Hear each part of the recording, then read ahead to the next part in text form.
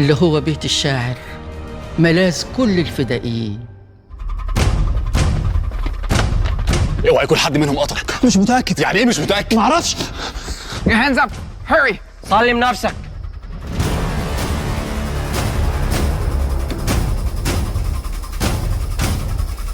ارمي سلاحك منك ليه؟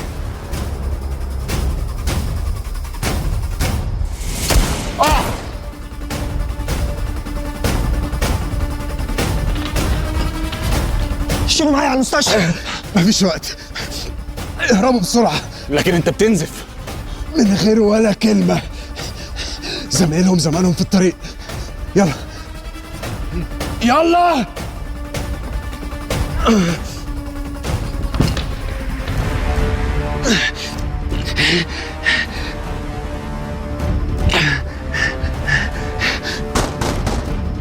يا ساتر يا رب، يا ساتر يا رب. اسند عليا، اسند عليا يا اخويا. خد نفسك، خد نفسك على ما نربط لك الجرح. اسمك ايه يا اخويا؟ اسمك ايه عشان اطمن اهلك؟ رقيب شرطة اسماعيل علي العرابي. قولي لمراتي عايز ابني يبقى ظابط ويكمل المشوار. هتعيش ان شاء الله، هتعيش وتشوفوا ظابط قد الدنيا. ما تمسحيش دمي اللي بينزف، سيبيه يروي تراب مصر عشان تفضل فاكراني. بيقولوا في الأمثال إن الضنا غالي، فما بالك بقى باللي بتضحي بضناها في سبيل بلدها. لا ده كده تبقى حالة نادرة. فعلا الست زينب الكفراوي حالة نادرة. أنا ممكن أحكي لك عنها قصص وحكايات عن بطولاتها واستبسالها وإخلاصها لبلدها.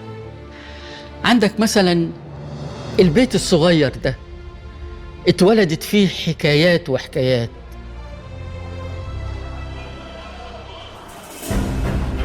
زينب، طمني ما تخافيش، احنا هنا لحمايتكم واستحاله نعرض حياه ابنك للخطر، بس ما فيش طريقه نمرر الاسلحه غير بالطريقه دي.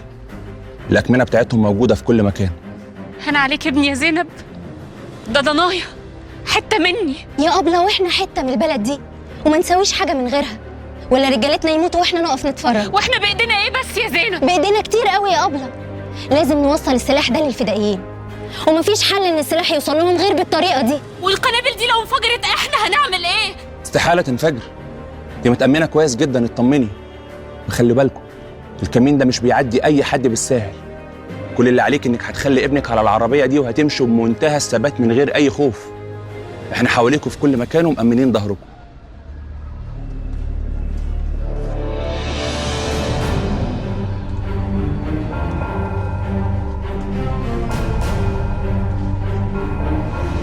ايه في العربية دي؟ يعني مش شايف؟ سيبنا نعدي قبل ما الليل يليل. افتح العربية. انت ما عندكش قلب؟ الولد نايم. It's a baby, let them pass.